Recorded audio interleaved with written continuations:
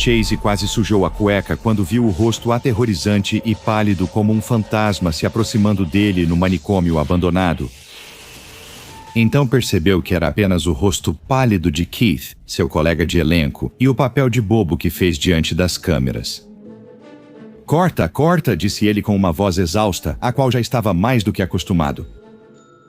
Poucos metros adiante, o cinegrafista de Chase e Keith, Nick, parou de gravar. Esse tinha sido mais um fracasso humilhante.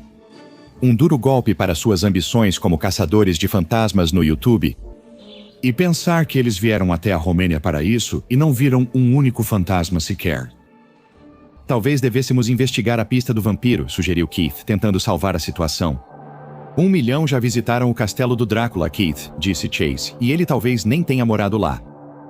Não, digo aquela história que os moradores contaram no bar, sabe, sobre o mosteiro abandonado na Floresta Roya. Bem, ele já ouviu ideias piores. 1 hora depois, eles seguiam de SUV alugado por uma estrada de terra rumo à lendária floresta de horrores sobrenaturais. As histórias locais eram atraentes. Pessoas sendo atacadas e levadas por homens pálidos que rastejam para fora do mosteiro quando o sol se põe. Chase, Keith e Nick não acreditaram nessas bobagens, mas ao menos serviriam como pano de fundo para um vídeo. Eles vagaram pela floresta enquanto o crepúsculo se aproximava, pintando o céu distante em tons de laranja. Chase fez sua parte para a câmera enquanto Keith, ao lado, o animava. "E aí, galera, eu sou o Chase, e vocês estão assistindo ao Caçando Mistérios, onde estamos diretamente da Floresta Roya, lá na Romênia. Isso mesmo, pessoal, terra do Drácula. Estamos investigando lendas sobre um mosteiro em ruínas nesta floresta, possível ninho de vampiros. Inscreva-se e venha com a gente para os horrores." As horas foram passando enquanto eles avançavam cada vez mais fundo na floresta, e logo a noite caiu. As únicas fontes de iluminação eram suas lanternas e câmeras de visão noturna, e então os barulhos começaram. Rangidos, ruídos de folhas e lamentos da floresta à noite. Eles não puderam deixar de se sentir um pouco inquietos com tudo aquilo. De certa forma, quanto mais inquietos estavam, melhor ficaria o conteúdo no fim das contas. Chase olhou para a câmera e disse: "E se você assinar o Patreon do Chasing Mysteries, terá acesso a muito conteúdo extra divertido que não está no canal principal. Desde material exclusivo dos bastidores, conteúdo extra e até prévias dos nossos próximos vídeos." Por acaso, e por pura coincidência, esses também são todos os benefícios que você pode ter ao se tornar um pesquisador júnior e assinar o Patreon do Dr. Bob. Que coincidência engraçada. Enfim, de volta à escuridão da Floresta Roya. Mesmo com casacos de inverno, a noite rural romena tinha um frio implacável. Eles não achariam nada sobrenatural aqui, mas os perigos naturais da floresta já bastavam para fazê-los hesitar. Eles estavam tão focados em se aquecer que quase não ouviram os passos se aproximando no escuro. Até que Chase ouviu um grito. Ele e Nick olharam para cima e viram uma figura alta, magra e nua, de pele extremamente branca, agarrando Keith. Keith gritou ao ser arrastado para trás das árvores. Chase se virou para Nick, mas viu que seu cinegrafista já corria na outra direção. A última coisa que Chase ouviu dele foi: "Não ganho o suficiente para isso", sumindo na noite. Mas Chase não desistiria tão facilmente. Parecia que ele finalmente estava diante daquilo que procurou a vida inteira, uma atividade paranormal genuína, autêntica. E ele não estava disposto a deixar isso escapar por entre seus dedos. E ele também queria salvar seu amigo, o que era igualmente importante para ele. Chase foi atrás da figura pálida pelo caminho por onde ela arrastara seu amigo. Eles correram pela floresta até avistarem o mosteiro em ruínas, se erguendo acima. Sim, foi aqui que ele arrastou Keith. Ele correu por um trecho do muro em ruínas, iluminando o caminho com a lanterna do iPhone. Havia um som horrível, um tipo de barulho úmido de sucção, e momentos depois, o fino feixe de luz encontrou seu ponto de origem. Aquela criatura horrível estava curvada sobre o que restava de seu amigo, com uma longa e carnuda probóscide saindo da boca e entrando no pescoço de Keith, sugando-o. Keith parecia uma cama d'água furada ou um balão esvaziando, murchando enquanto a criatura o sugava até secar, como um sachê humano de Capri Sun. Chase se virou e tentou correr, mas havia mais daquelas criaturas horrendas e pálidas ali, sem olhos e com grandes orelhas e narizes de morcego. Elas caíram sobre ele, agarrando-o com suas garras e arrastando-o cada vez mais fundo para as entranhas do monastério, até que as paredes deram lugar a túneis carnosos e sepulcrais, repletos de vermes em forma de fita. Os monstros o seguraram enquanto ele lutava, forçando-o a ficar de joelhos e abrindo sua boca à força. Outro monstro apareceu, segurando em suas mãos um enorme verme contorcendo-se, do tamanho de uma cobra comum. Por mais que Chase tentasse se mexer ou morder, era inútil. Seus olhos reviraram enquanto o enorme verme era forçado garganta abaixo, centímetro por centímetro, e todos os monstros faziam aqueles terríveis sons de estalo com a boca.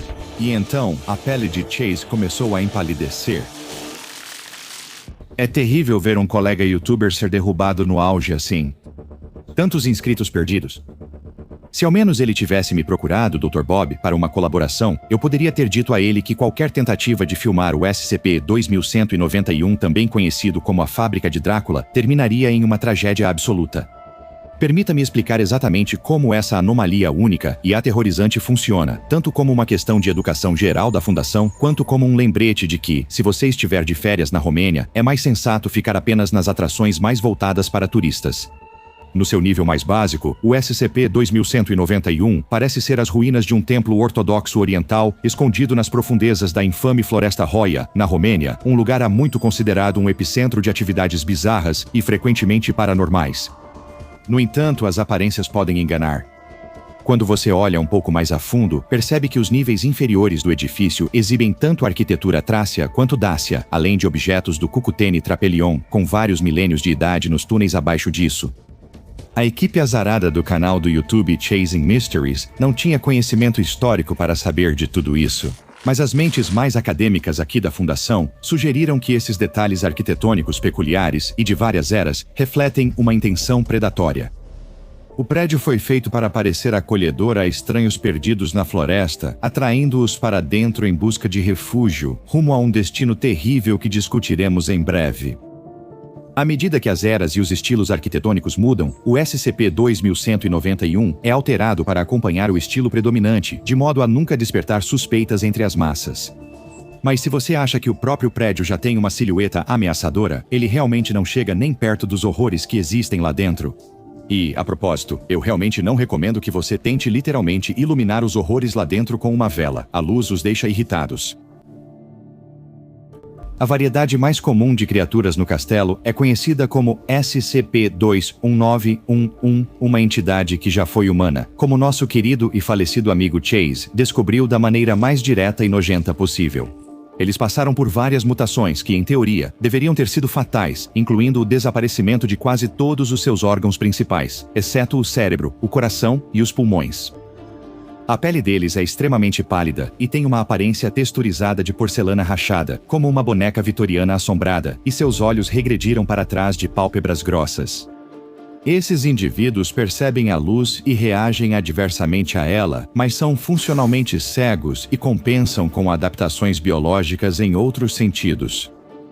Seus narizes se tornaram grandes e arrebitados, como o de um morcego vampiro, para aumentar o olfato. Suas orelhas também se tornaram grandes e em forma de funil para aumentar a qualidade e a intensidade da audição. Eles perderam toda a capacidade de falar e, em vez disso, só fazem um som alto de estalos com a boca, que acredita-se ajudar na ecolocalização. Como os vampiros clássicos do mito romeno, essas entidades envelhecem e se deterioram muito lentamente, com um metabolismo extremamente lento. Nenhuma das instâncias que catalogamos parece ter apresentado qualquer mudança biológica ou superficial em mais de um século, desde que o SCP-2191 está no radar da Fundação. O facilitador disso não é o próprio SCP-2191, mas aparentemente sim uma série de organismos semelhantes a vermes que têm uma relação simbiótica com o SCP-2191. Eles estão sob a designação de SCP-2191-2. Atualmente, conseguimos identificar 3 espécies principais, e, se me permitem um comentário pessoal, todas elas são absolutamente repugnantes. Existe o SCP-2191-2A, uma criatura gigante parecida com lampreia, com grande boca cheia de círculos de dentes projetados para facilitar a alimentação sanguínea como uma sanguessuga. 2 SCP-2190 e 12A existem dentro dos troncos das instâncias humanoides do SCP-2190 e 11 enrolando-se no abdômen, no espaço oco onde os intestinos da criatura teriam ficado quando eram humanos. Os dois SCP-2190 e 12A parecem estimular os instintos alimentares do SCP-2191, possivelmente por um sistema de sinalização neuroquímica ainda não totalmente compreendido.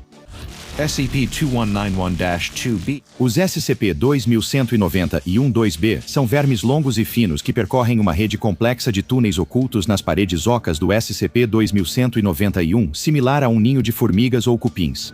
Se você ainda for imprudente o suficiente para estar almoçando enquanto assiste a este vídeo, sugiro que largue o sanduíche imediatamente antes de ouvir o que vem a seguir. Os 2Bs são feitas para extrair os nutrientes coletados pelos 2As, entrando nos corpos das entidades humanoides, geralmente pela boca ou pela entrada de trás. Elas então rastejam de volta para fora para entregar esses nutrientes de volta ao próprio ninho.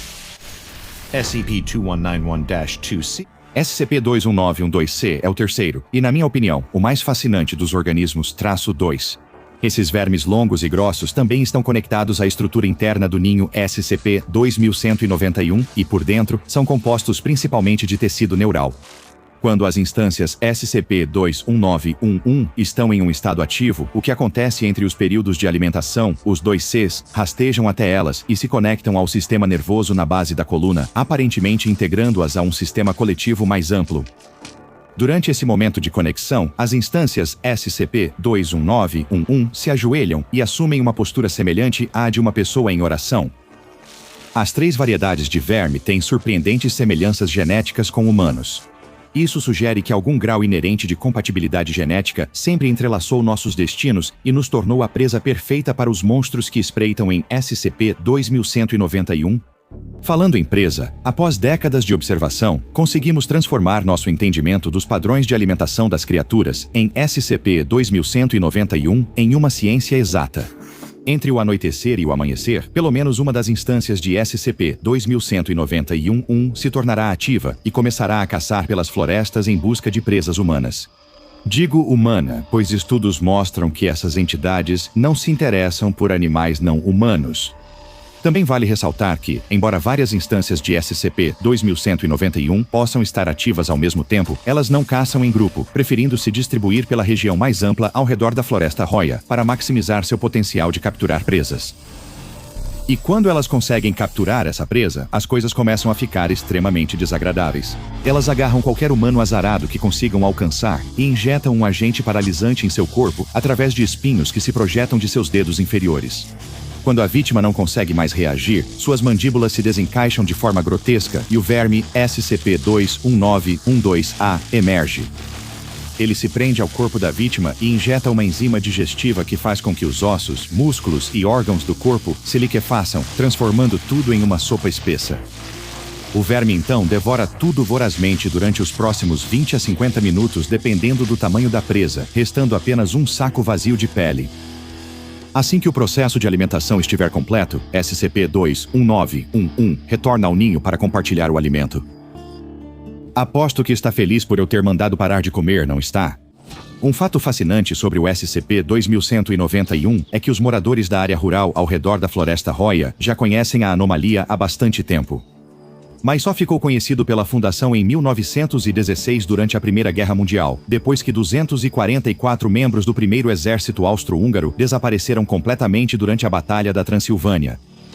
Por ser uma zona de alto conflito durante a guerra, a Fundação só conseguiu entrar para pesquisar e iniciar a contenção em 1919. Frequentemente, a chegada da Fundação e o começo da contenção sinalizam o fim dos momentos mais agitados da anomalia. Esse definitivamente não é o caso do SCP-2191. Embora uma falsa sensação de segurança talvez tenha sido criada pelo fato da anomalia parecer ter entrado em dormência após 1924, vários incidentes horríveis ocorreram entre 1932 e 1977 que mudaram completamente nossa perspectiva. E foi isso que levou à descoberta do SCP-21913. Em 26 de setembro de 1932, na Grécia, a península de Khalkidiki foi devastada pelo terremoto de Erasos, resultando em 491 vítimas registradas. 126 dessas vítimas nunca foram encontradas, sem nenhum vestígio dos desaparecidos tendo sido localizado. Algo que mais tarde perceberíamos estar profundamente ligado ao SCP-2191. Em 26 de dezembro de 1939, o terremoto de Erzincan matou mais de 33 mil pessoas na Turquia. Nessa época, moradores locais relataram, abre aspas, uma grande serpente surgindo do chão. A fundação começou a investigar a área e suprimiu esses relatos pouco tempo depois. Em 10 de novembro de 1940, um terremoto atingiu Vrăjăș, na Romênia, felizmente não causando tantas vítimas em comparação com as que acabei de mencionar. Houve relatos isolados de ataques de vampiros nas semanas que se seguiram ao terremoto, que a fundação suprimiu como devaneios supersticiosos dos moradores locais. Em 18 de março de 1953, outro terremoto, o de Gurnen, causaria destruição por toda a Turquia, matando mais de 1.000 pessoas. Sobreviventes relataram ter visto o braço de um polvo saindo do chão durante o incidente e, nos dias seguintes, homens pálidos atacaram os sobreviventes nas ruínas. Esses relatos persistiram até um mês após o terremoto. Em 26 de julho de 1963, o terremoto de Skopje atingiu a Macedônia, matando mais de 1.000 pessoas e deixando mais de 200 mil desabrigados. Provavelmente não vai te surpreender ouvir que, mais uma vez, houve relatos de figuras estranhas e pálidas descendo sobre as pessoas à noite. Quando a poeira baixou, cerca de 500 pessoas haviam desaparecido logo após o desastre. E claro, em 4 de março de 1977, Brência foi atingida por outro terremoto, embora desta vez muito mais devastador. Mais de 1.500 pessoas morreram, sendo que 800 desapareceram completamente, e mais uma vez, relatos de homens pálidos vagando à noite eram comuns. Desta vez, porém, agentes da fundação já estavam posicionados na área e conseguiram estabelecer a primeira associação definitiva com o SCP-2191. Equipes de escavação foram enviadas ao epicentro do terremoto.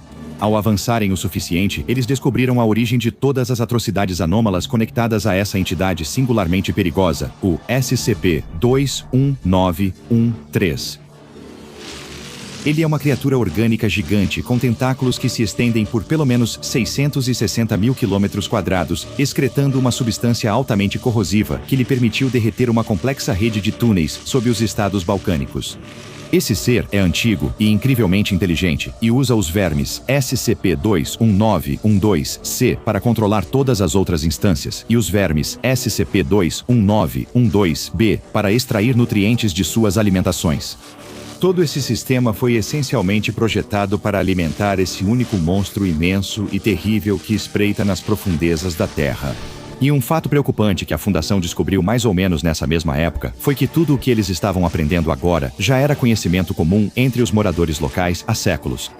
Eles efetivamente sacrificaram pessoas para o SCP-2191 a fim de impedir que ele causasse terremotos enquanto procurava outras fontes de alimento. Querendo entender essa tradição cultural mórbida, o pesquisador da Fundação, Dr. Judith Low, entrevistou Draga Negrescu, uma anciã da vila de 96 anos descendente dos Salamanari, uma seita proto-sárquica conhecida por praticar rituais de sangue e a manipulação tradicional sárquica da carne, através da taumaturgia. Com reverência solene, Negrescu descreveu a criatura sob o templo como a mãe e caracterizou a si mesma e aos outros moradores da vila como as abelhas operárias que levavam sustento para ela.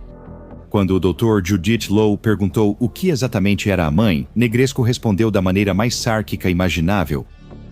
A mãe foi uma vez uma princesa, a filha mais bela da Imperatriz de Sangue. O grande Carcista, rei feiticeiro de Aditum, tentou conquistá-la como fez com o domínio da Imperatriz de Sangue.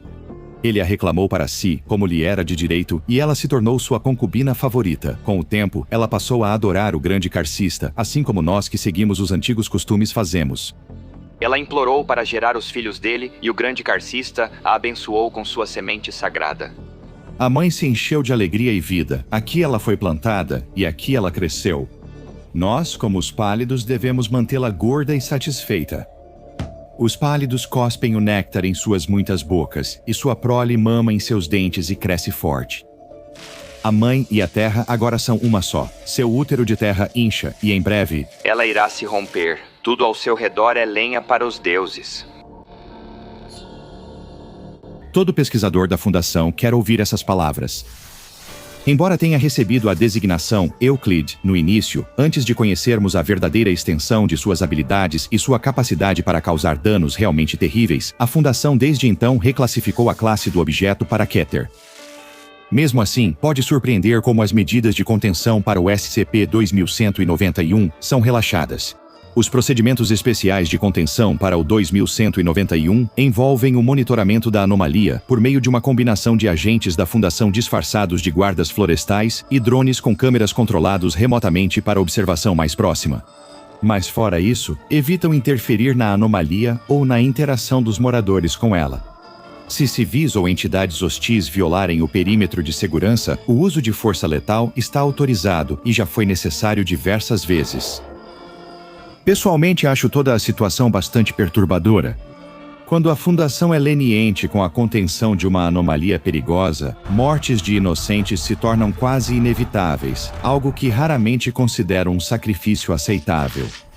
Se eu fosse colocado no comando desta operação, adotaria uma abordagem completamente diferente. Uma que não caísse nas garras das criaturas que chamam o SCP-2191 de seu ninho. Primeiro, eu instituiria... Parece que recebi uma correspondência direta de um membro do Conselho O5. Isso é altamente incomum. Ainda mais incomum, me pediram para ler isso em voz alta ao público do Dr. Bob, garantindo que a mensagem seja clara e sem ambiguidades. Ok, bem, vamos ver.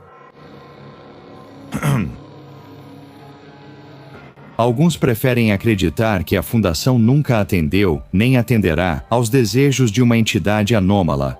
Agora, acredita-se que os esforços da Fundação para conter o SCP-2191 tenham levado inadvertidamente à morte de aproximadamente 40 mil pessoas ao longo de 45 anos. A escolha óbvia seria neutralizar a ameaça. E nós tentamos. O número de baixas civis e da Fundação ficou muito além do aceitável. Para conter ameaças maiores, devemos deixá-lo se alimentar. Reconhecemos a ofensa causada por esse procedimento. Esta não é a primeira vez, nem será a última, que a Fundação é forçada a cometer um mal menor para prevenir um mal maior.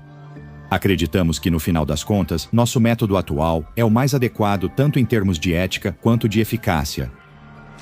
Estamos plenamente cientes de que cada sacrifício alimenta o SCP-21913, permitindo que ele e sua prole prosperem.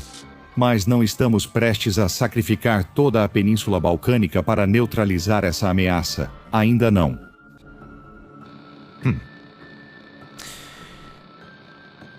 Que reconfortante. Quer mais histórias aterrorizantes sobre o anômalo entregues direto aos seus pés, ou melhor ainda, as suas notificações? Inscreva-se no canal Dr. Bob e ative as notificações clicando no sino, pois às vezes clicar no sino é o mais assustador de tudo. Não acredita em mim? Confira meu vídeo sobre o SCP-513 Um Sino de Vaca e nunca mais durma de novo.